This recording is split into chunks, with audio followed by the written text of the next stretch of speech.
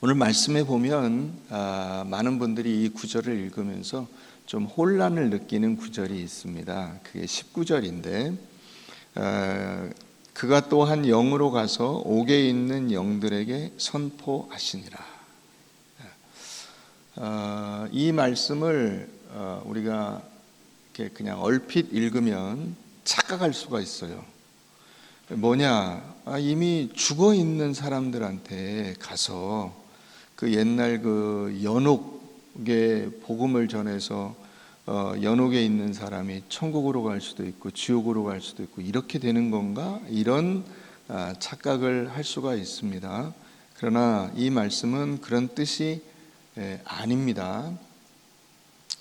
그와 같이 이미 죽어 있는 이 세상에서의 삶이 끝난 그 사람들에게 다시 예수를 믿고 그 천국으로 갈 수 있는 길이 열린다거나 그럴 가능성에 대해서 언급한 것이 아니라는 것이죠. 무엇이 그걸 증거하냐? 우리가 이제 복음을 전한다 하는 말은 히브리어에서 헬라어에서 단어가 다릅니다. 유앙겔리온이라는 단어를 써요. 이게 복음을 전하는 겁니다. 전도하다 이런 말이에요. 그런데 여기에 선포하시니라 하는 이 말씀은 그 단어가 아니고, 다시 말하면 전도한 것이 아니고 국가에서 혹은 뭐 왕이 어느 조직에서 대표가 이렇게 하기로 했습니다 이렇게 선포하잖아요. 그 선포, 공포, 뭐 이렇게 공포 뭔지 아시겠죠? 나라에서 자 이제부터 우리나라는 대한민국이라고 일컫습니다 하고 공포를 했어요. 그 공포예요. 그래서 왕의 칙령을 선포하다 이런 말이에요.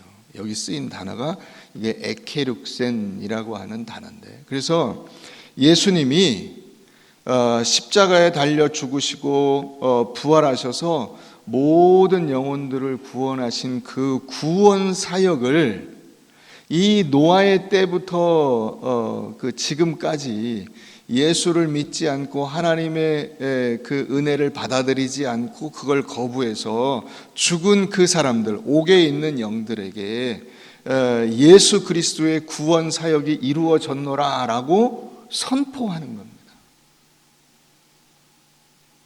그 사람들이, 그 영혼들이 그 선포를 듣고 새로 결단하는 것이 아니라 그때 우리가 예수를 믿었어야 되는데 하는 것을 알게 되는 거죠. 오늘 말씀에 보면 노아 얘기가 나와요. 노아의 날 방주를 준비할 동안 하나님이 오래 참고 기다리실 때 복종하지 않던 자들, 이런 이 음부에 있는 이들에게 승리를 선포하시는 예수 그리스도의 사역에 대해서 말씀한 구절이 이 19절입니다. 그래서 제가 이 말씀을 드리는 것은 여러분들이 이 구절을 이렇게 보시다가 이렇게 의문을 가질 수 있기 때문에 먼저 말씀을 드립니다. 이 말씀 전체는 오늘 세례에 관한 거예요. 그럼 세례는 오늘 세례받은 입교하고 세례받은 이 사람들에게만 해당이 되는 얘기냐? 아닙니다. 오늘 여러분들에게 우리가 정말로 감사해야 될 것이 무엇인가에 대해서 추수감사주일에 이것을 정확히 알려드리고 우리가 함께 깨닫고 그 은혜를 나누는 것이 필요하다고 생각이 듭니다. 그러니까 잘 들으세요. 아시겠죠? 잘 들으세요. 자, 먼저 세례는 뭐냐? 세례는 건너가는 거예요. 한번 따라해 보세요. 세례는 건너가는 것이다. 이 구원의 그 개념 중에 하나가 이동하는 겁니다. 죄에서 거룩한 삶으로, 죽음에서 생명으로 옮겨가는 거예요. 세례는 그것을 우리에게 알려주고 있습니다. 자, 우리가 말씀을 한 절 찾아보십시다. 거기서 줄을 끼워놓고 우리 고린도전서 10장으로 한번 가봅니다. 고린도전서 10장.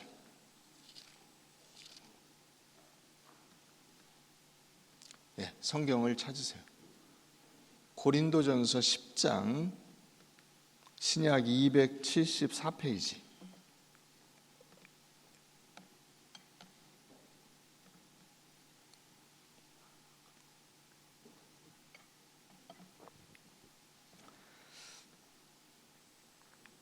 신약 274페이지 고린도전서 10장. 형제들아, 나는 너희가 알지 못하기를 원하지 아니하노니 우리 조상들이 다 구름 아래에 있고 바다 가운데로 지나며 모세에게 속하여 구름과 바다에서 뭘 받았어요? 세례를 받았습니다.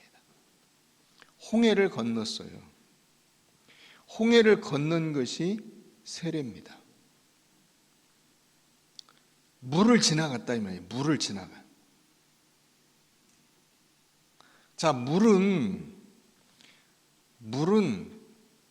그냥 우리가 여기 이렇게 뿌리면 물인데, 여러분 그 물이 가득 찬 바다, 강물, 거기 빠지면 어떻게 돼요?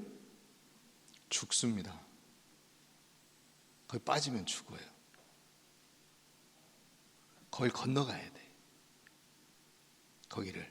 거기 머물러 있으면 안 된다 이 말이에요. 여러분들이 죄악된 세상 가운데 머물러 있으면 안 돼요. 거기 지나가야 돼요. 건너가는 거예요. 죄에서 거룩으로, 죽음에서 생명으로, 사망에서 영원한 풍성한 하나님의 은혜로 옮겨가야 돼요. 지나가는 겁니다. 이 세례는 그런 점에서 굉장히 의미가 있어요. 그러면 어떻게 지나가냐? 우리가 그걸 지나갈 능력이 있냐? 지나갈 능력이 있어요? 없죠. 그걸 못 지나간 사람들이 있잖아요. 자기들이 그걸 지나갈 수 있다고 생각했는데 못 지나간 사람들. 애굽의 군병들이 뒤따라왔습니다. 저놈들이 저희 건너가네? 뒤따라왔어요. 그래서 그 홍해 바닥으로 접어들었는데 물이 다시 덮이죠. 못 지나갑니다. 못 지나가요. 모든 인간들 중에 한 사람도 제 힘으로 이 죄악의 바다를 건너 지나간 사람이 없어요. 그럼 어떻게 해야 될까요? 자, 앞에 또 조금 더 가서 로마서 6장을 가보십시다. 로마서 6장.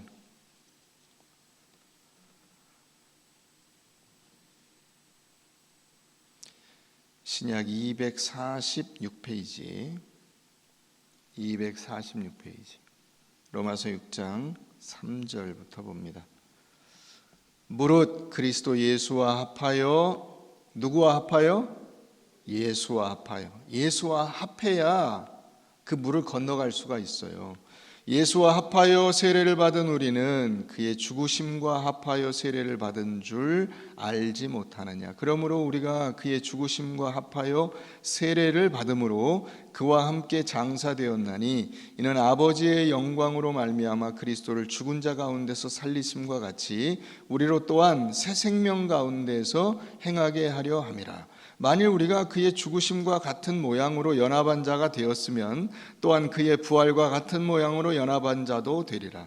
우리가 알거니와 우리의 옛사람이 예수와 함께 십자가에 못 박힌 것은 죄의 몸이 죽어 다시는 우리가 죄에게 종노로 타지 아니하려 함이니.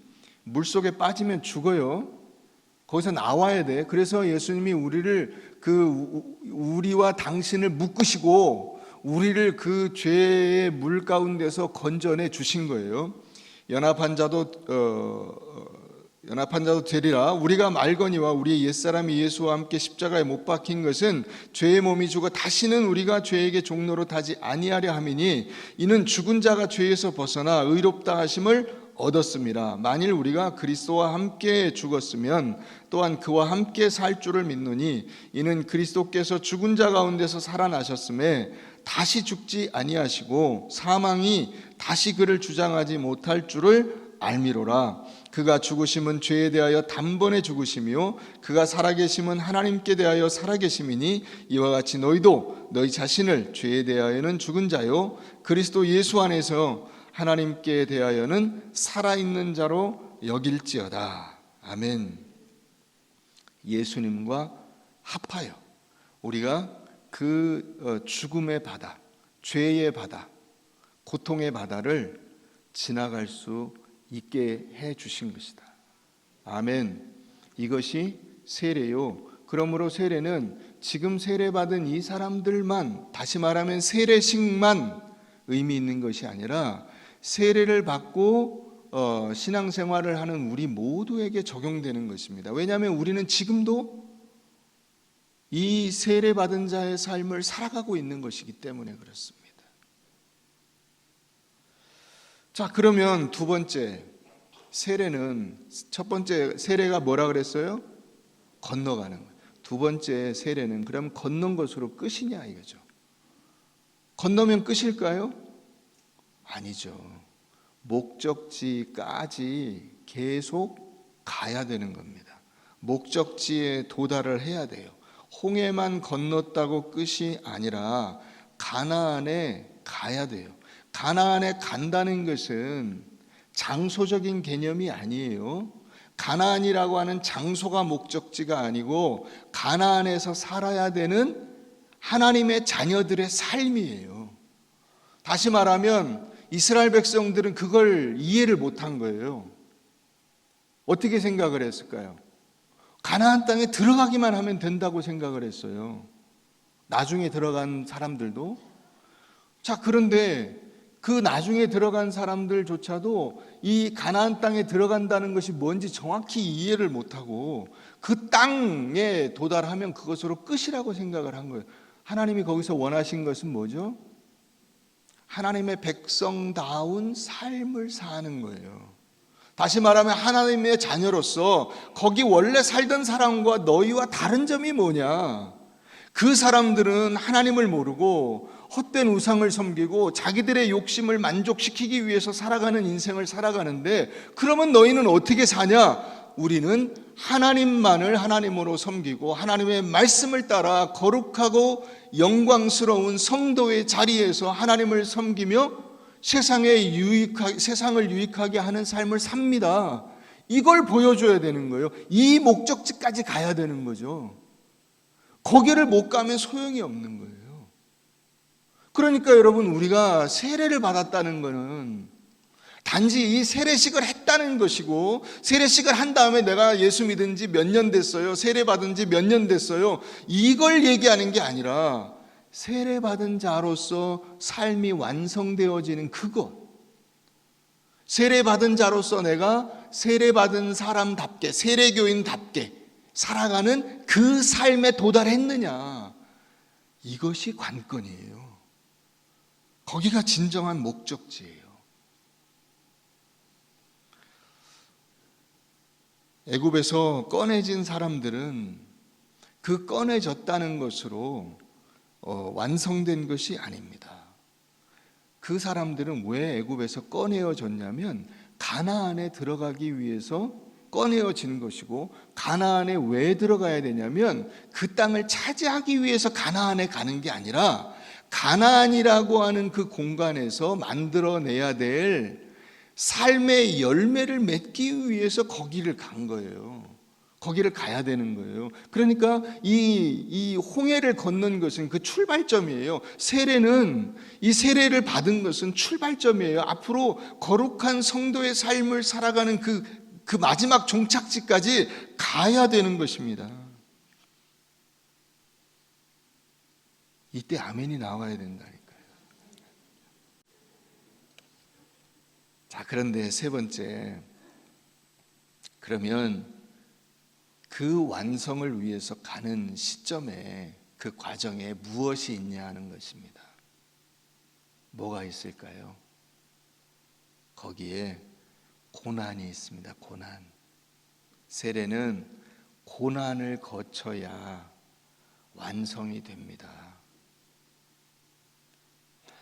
홍해를 건너서 가나안에 도달하려면 광야를 지나게 돼 있어요. 광야의 기간이 원래 하나님이 예정하신 기간은 짧았어요. 그래서 최대로 2주 혹은 암만 많이 잡아도 한 달 이내에 가나안 땅에 도달하게 돼 있는 거예요. 근데 이게 40년이 됐어요. 이 고난의 과정을 거치지 않으면 안 돼요. 이 광야에는 애굽의 그 편안함과 애굽의 안락함과 애굽의 즐거움과 애굽의 쾌락이 없어요. 그래서 이스라엘 백성들이 그걸 불평을 했습니다. 왜 우리가 그 애굽에서의 그 편안함과 안락함과 즐거움과 쾌락과 이런 만족을 버리고 여길 와야 되냐, 그걸 막 불평을 했어요. 여러분들도 얼마든지 그럴 수가 있습니다. 불평할 수가 있어요. 내가 이러려고 교회 다니나?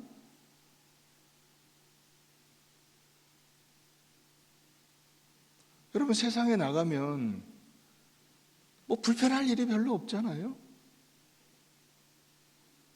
근데 신앙생활을 하는 것 때문에 힘든 그 과정을 견뎌내야 되는 거예요.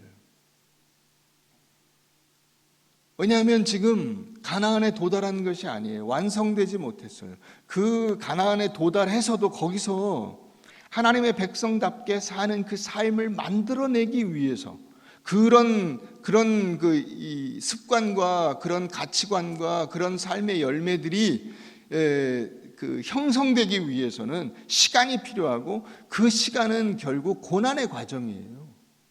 왜냐하면 금방 내 맘대로 되지 않죠. 여러분, 사람이 금방 내 맘대로 됩니까? 아이들을 여러분 키우면 아이들이 여러분의 뜻대로 잘 삽니까? 말 안 듣고 속썩이고 하라는 대로 안 하고. 그래서 그걸 어떻게 할 방법이 없잖아요. 여러분들이 화를 내고 그 아이에게 손을 댄다고 해서 아이들이 바르게 됩니까? 그렇게 안 돼요. 스스로 깨달아서 자기들이 그 길을 가야 되는 것이지, 그리고 가더라도 그게 금방 간다고 해서 뭘 되는 게 아니라 시간이 필요해요. 인품과 인격과 형성이라는 것이 그냥 한순간에 딱 만들어지는 게 아니에요. 제품을 만들듯이 이렇게 떡 만들어지는 게 아니에요. 모양을 만들어냈는데 이게 굳는 시간이 필요하고요. 그 모양을 만들기도 너무너무 힘들어요. 여러분, 고난은 영원한 영광을 이루는 과정입니다. 그 구원의 목적지인 의와 거룩으로 부르심을 받은 영광의 자리에 우리가 가야 되는데, 그 영광과 거룩의 완성은 반드시 고난을 거쳐야 도달할 수가 있어요.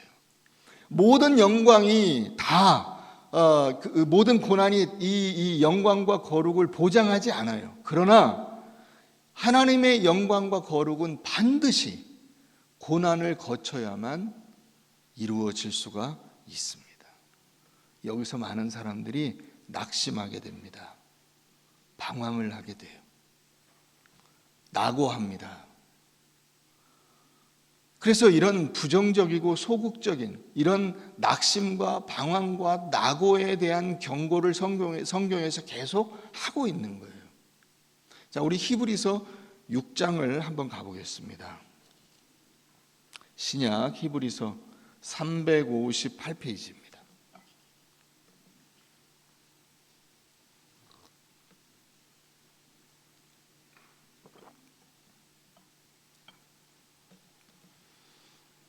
히브리서 6장 1절부터 보겠습니다. 그러므로 우리가 그리스도의 도의 초보를 버리고 죽은 행실을 회개함과 하나님께 대한 신앙과 세례들과 안수와 죽은 자의 부활과 영원한 심판에 관한 교훈의 털을 다시 닦지 말고 완전한 대로 나아갈지니라.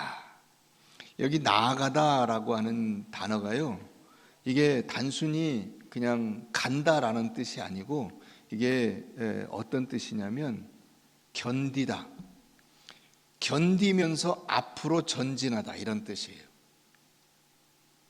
어려움을 견디고 힘든 것을 견디고 앞으로 나아가는 거예요. 그런 점에서 나아가는 겁니다. 그러니까 세례가 단순히 죄를 한번 씻고 뭘 하나 배우고 세례 교육을 하고 그리고 그냥 세례식을 하고 끝나는 그게 아니고, 세례를 받았으면 그 예수 그리스도의 풍성한 인격과 거룩한 삶으로까지 그걸 견디고 나아가야 돼요. 전진을 해야 되는 겁니다. 이렇게 적극적인 구원의 부름 속에서 전진하지 않고 표류하는 사람들이 생겨나요. 자, 그래서 그 다음 한번 보세요. 하나님께서 허락하시면 우리가 이것을 하리라. 한번 빛을 받고 하늘의 은사를 맛보고 성령에 참여한 바가 되고 하나님의 선한 말씀과 내세의 능력을 맛보고도 타락한 자들은 다시 새롭게 하여 회개하게 할 수 없나니, 이는 그들이 하나님의 아들을 다시 십자가에 못 박아 드러내놓고 욕되게 함이라. 여러분, 이 말씀은 한번 구원받은 사람이 타락하면 완전히 버림받는다, 그런 뜻이 아닙니다. 저는 그렇게 생각지는 않아요. 왜냐하면 이 하나님의 구원하심, 이 성도의 견인이라고 하는 것은 놀라운 은혜입니다. 은혜. 말 그대로 우리가 노력해서 받는 게 아니에요. 그래서 내가 다시 타락했다 하더라도 하나님께서 다시 나를 건져 주실 줄로 믿는 거예요. 그런데 이 속에 들어있는 이야기는 그런 결정적인 어떤 뭐가 있다 이런 뜻이 아니라, 우리가 실제로 살다 보면 낙심하고 실망하고 뭐라 그러죠? 뭐 상처받았다 그러고 이 삐지고 뭐 이런 일들이 있잖아요. 자, 그래서 한번 빛을 받고 하늘의 은사를 맛보고 성령에 참여한 바가 되고 하나님의 선한 말씀과 내세의 능력을 맛보고도, 이게 이를테면 세례예요. 세례 받고 나서 세례 받은 그 구원의 기쁨과 은혜 속에 충만해서 계속 살아가면 좋은데, 여러분 그게 마치 좀 뭐라 그럴까요? 어떤 세상적인 쾌락이나 이런 거하고 똑같아요. 그 즐거움이 오래가지 못해요. 오래가지 못해요. 이게 우리가 교회 안에서 뭘 한다고 해서 그 즐거움이 오래도록 지속되는 것이 아니에요. 그러니까 예수 믿은 구원과 기쁨, 하나님이 나를 구원해 주신 것 같은 그런 어떤 때는 짜릿한 그런 이 쾌감을 맛보기도 하고 그러지만은, 그렇다고 해서 그게 오래 가는 것이 아니에요. 결국 그러고 나면 또 그런 것이 없나 하고 찾아 헤매게 되면 안 된다는 거예요. 많은 이단들이 이런 걸 가지고 유혹을 하죠. 여러분, 방언을 받은 분이 있다고 쳐요. 방언 받았을 때 자기가 얼마나 그 하나님의 크신 은혜를 받았는가 깜짝 놀라게 되고, 그래서 그 다음부터 어디 가면 이게 되는 상황인지 안 되는 상황인지 상관없이 아무 때나 방언을 하려고 그래. 그러나 여러분, 그것도 시간이 지나면 별 의미가 없다는 걸 알게 돼요. 별 의미가 없어요. 그것 자체가 대단한 의미를 주는 게 아니에요. 그러니까 실망하고 낙심하고 또다시 나를 이렇게 확 눈이 번쩍 뜨이게 하는 어떤 것을 찾아 헤매게 되면, 그러면 그 사람들은 어떻게 할 수가 없다는 거예요. 구원의 기쁨과 은혜, 하나님의 인도하심이 거기에 있는 것이 아니라는 거예요. 그렇게 하면 이는 그들이 하나님의 아들을 다시 십자가에 못 박아 드러내놓고 욕되게 함이라. 그래서 이게 나오는 거예요. 여러분, 신앙생활하기가 쉽지 않습니다. 그건 어느 시대나 마찬가지예요. 초대교회 때라고 지금보다 쉬웠냐? 아니에요. 그럼 그때가 훨씬 더 어려웠냐? 그것도 아니에요. 다 비슷비슷하게 어려워요. 하나님의 말씀대로 사는 것은 평안할 때도 어렵고 힘들 때도 어려워요. 왜 그렇죠? 하나님이요, 우리의 삶에 눈에 보이는 확실한 것으로 뭘 주시지 않아요. 뭐만 있냐면 말씀만 있어요. 약속만 있어요. 약속. 하나님의 약속과 그 은혜만 있는 거예요. 눈에 보이지 않는 것만 있어요. 그런데 그걸 붙들고 그걸 의지하고 눈에 보이는 나의 실제의 삶을 살아간다는 게 어려운 거예요.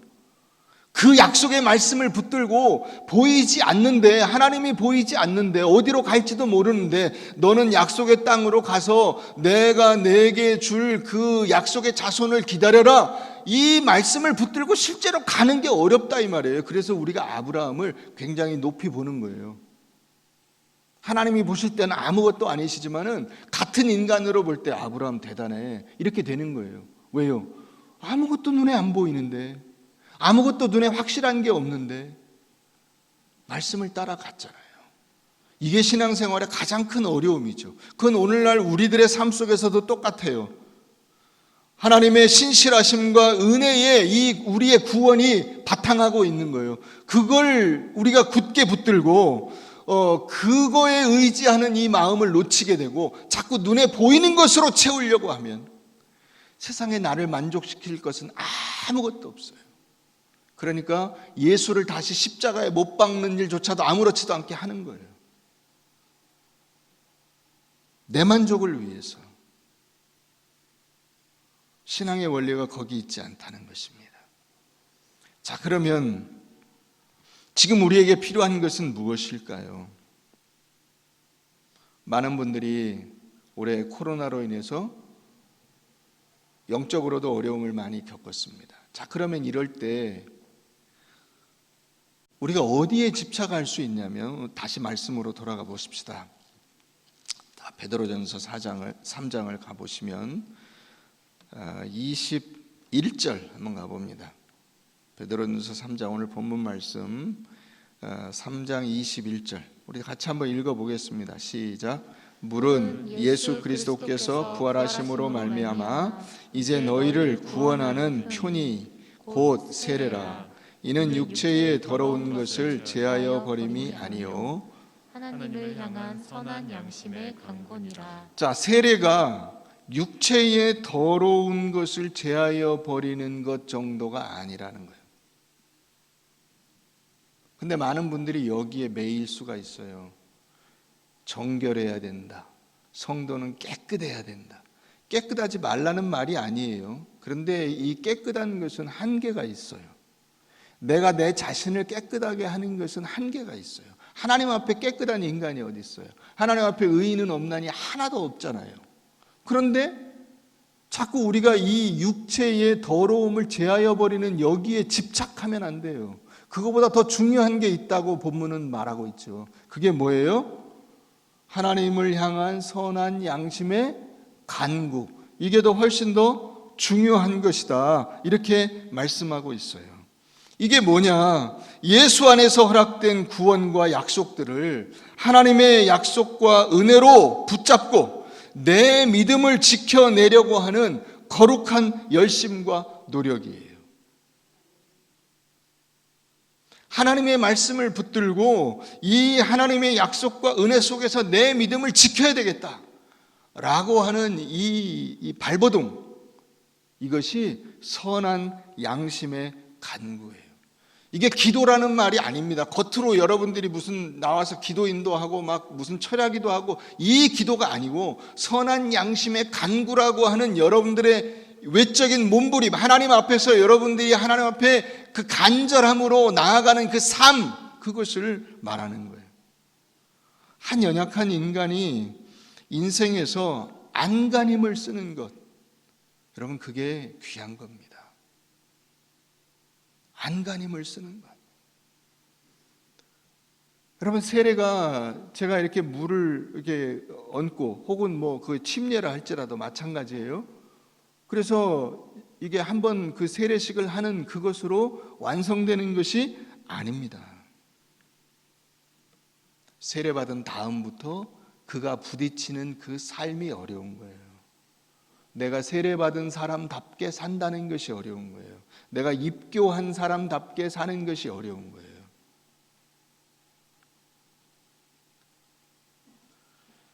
그것이 실력입니다. 근데 많은 분들이 자기가 원래 살던 그 삶 거기까지만 가요. 나는 항상 2부 예배를 드려. 그럼 그분은 2부 예배까지만 와요. 오후 예배는 안 와요. 저녁 예배 없어요. 새벽 기도회 안 해요. 자기 하는 데까지만 해요. 거기를 넘어가셔야 돼요. 거길 지나가야 여러분들의 신앙이 크는 겁니다. 내가 하는 데까지 해서 멈춰버리면, 다시 말하면 홍해를 건넌 그 지점에서 끝나버리면 안 되는 거예요. 가나안까지 가야 돼요. 더 멀리 가시라 이 말이에요. 여러분들이 하지 않던 그 일들을 하시라 이 말이에요. 목사가 여러분들에게 이거 같이 합시다 그러면 그걸 한번 해볼 수 있도록 노력을 해보시란 말이에요. 선한 양심의 간구를 해보시라고요. 발버둥 치고 어렵고, 그게 어려워요. 여러분들이 안 하는 데는 이유가 있겠죠. 그죠?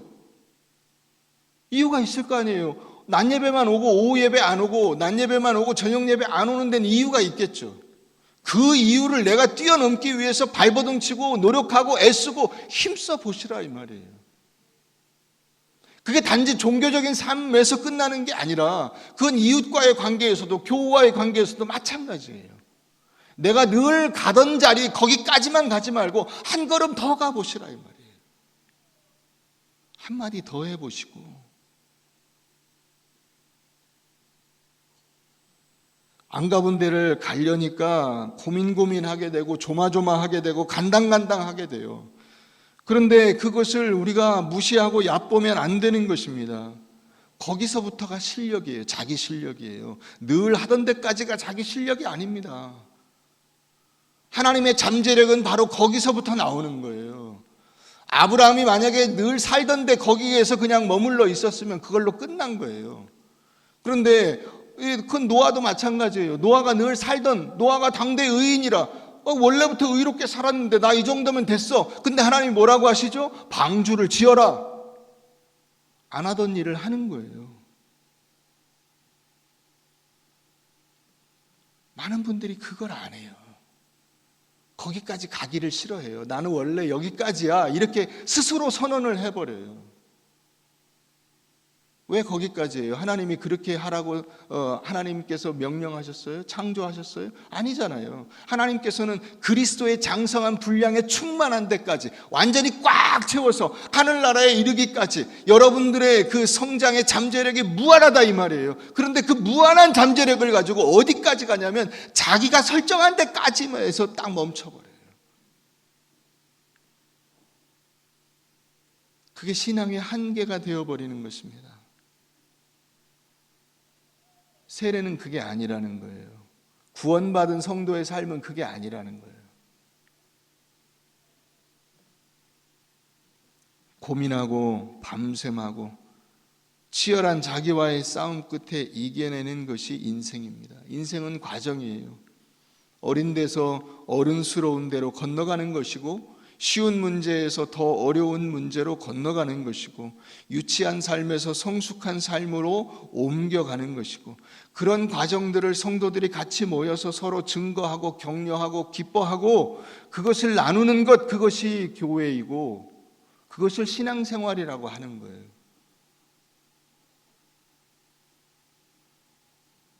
사랑하는 성도 여러분, 만약에 이런 과정이 없으면 신앙생활은 굉장히 힘들어집니다. 왜냐하면 완벽하냐 완벽하지 않냐만 남아요. 기준이.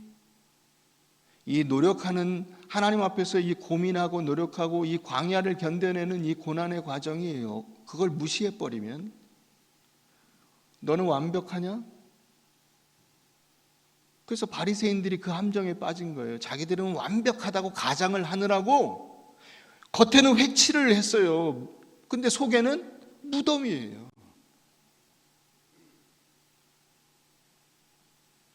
그러니까 신앙생활에 기쁨과 감격이 없죠. 어렵고 힘든데도 그걸 나눌 수가 없잖아요. 왜냐하면 자기는 완벽하다고 가장을 했으니까요. 남과 고민을 나눌 수가 없고 남을 격려하기도 힘들죠. 왜냐하면 정죄를 해버렸거든. 나는 이거 했어, 너는 안 했지 하고 정죄를 해버렸거든. 그러니까 고민을 나눌 수가 없죠. 나도 오픈할 수가 없고 상대방이 오픈하는 것도 내가 봐줄 수가 없어요. 여러분, 그러니까 우리가 세례를 받고도 세례받은 성도의 삶을 살지 못하니까 힘들어지는 거예요, 신앙생활이.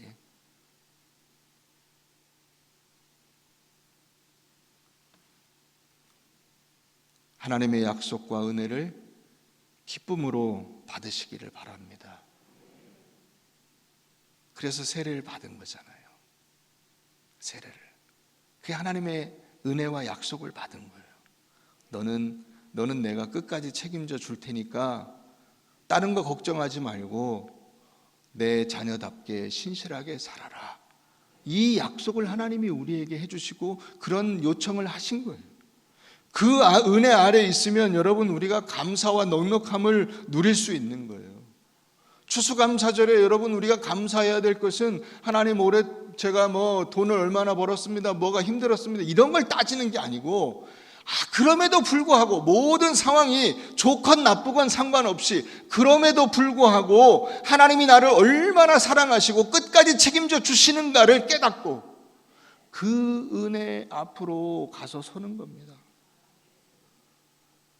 모든 그리스도인들은 결국 하나님의 은혜로 구원받은 이 넉넉함과 감사를 알고 표현하며 말씀을 실천하며 살아가는 성도들이 되어야 되겠습니다.